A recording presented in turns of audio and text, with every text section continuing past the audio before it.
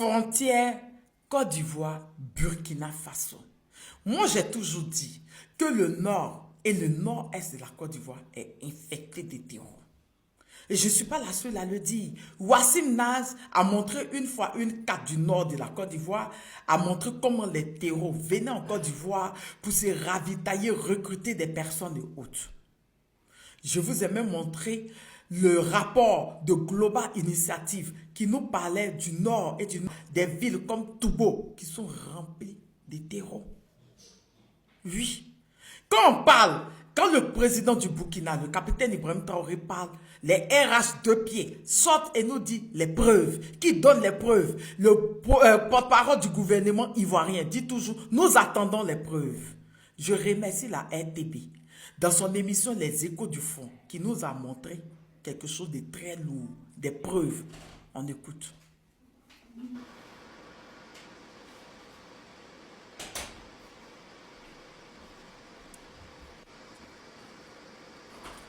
Écoutez très bien, écoutez très bien. Une fois le fleuve traversé sur l'autre rive et se sentant en sécurité, on peut voir un des criminels ouvrir le feu dans la direction de nos hommes qui, faisant preuve de retenue et de professionnalisme, se sont abstenus de riposter au risque de toucher une position éventuelle des forces ivoiriennes.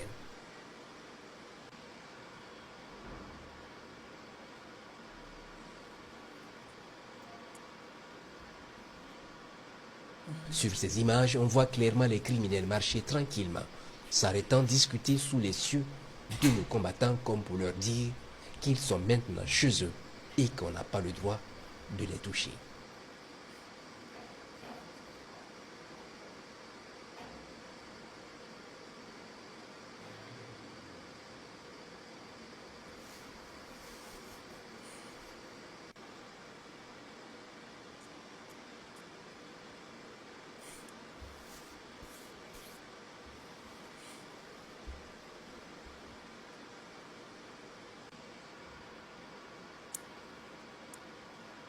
Des images qui font froid dans le dos et qui illustrent tout le mal de l'Afrique.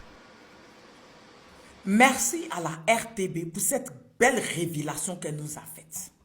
Oui, merci à la RTB pour ce reportage.